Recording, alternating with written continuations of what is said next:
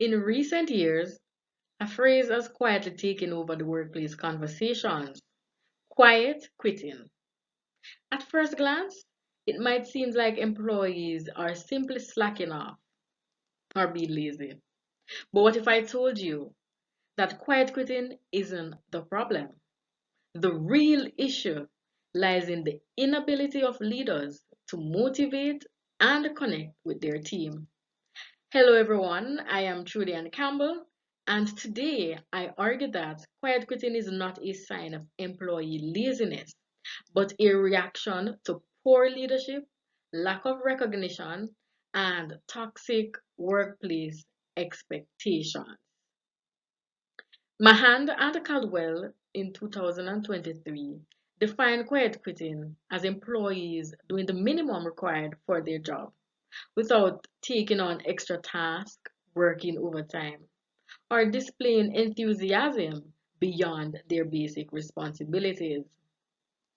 A 2022 Gallup survey revealed that 50% of today's workforce has decided to limit their level of commitment to their jobs.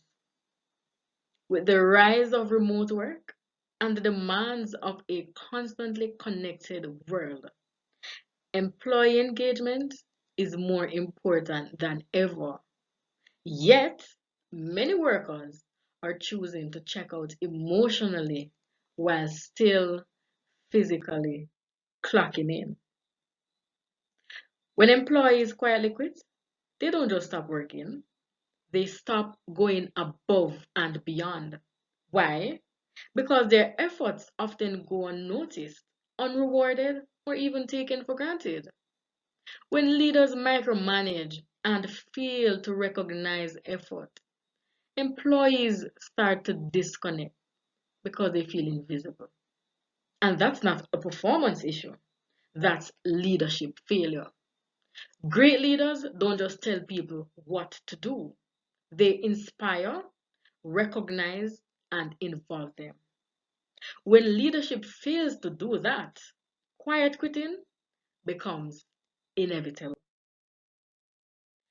The COVID-19 pandemic practically blurred the line between work and life.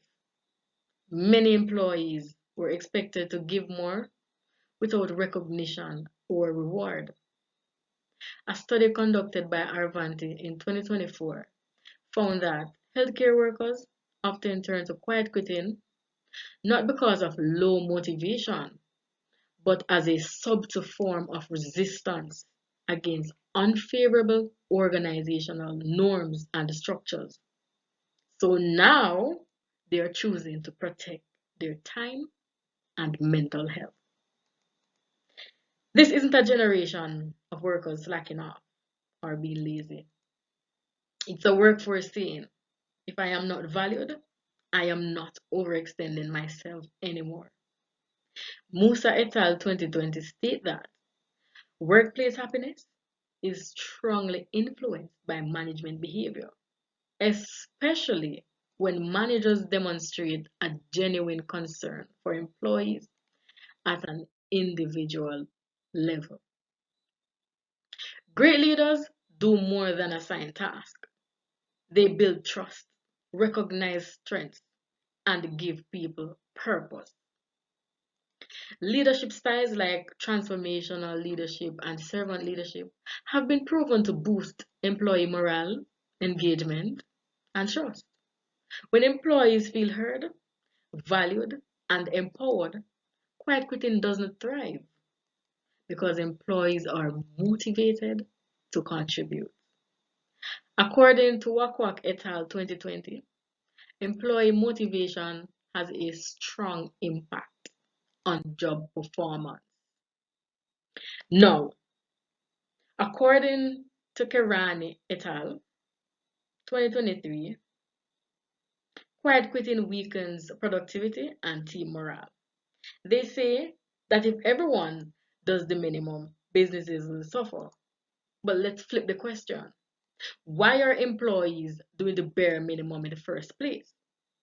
If workers feel undervalued, ignored, or overworked, then the issue is not with their performance.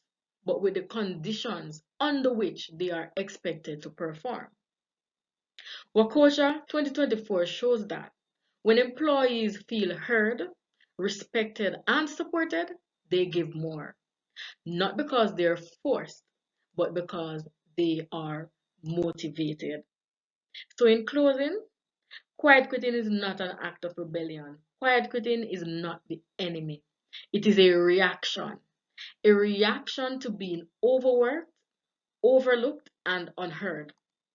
If we want to reduce quiet quitting, we must redefine leadership, not as command and control, but as connection and care. Because great leadership doesn't demand more, it earns more. And this is the end of my presentation. Thank you all so much for watching.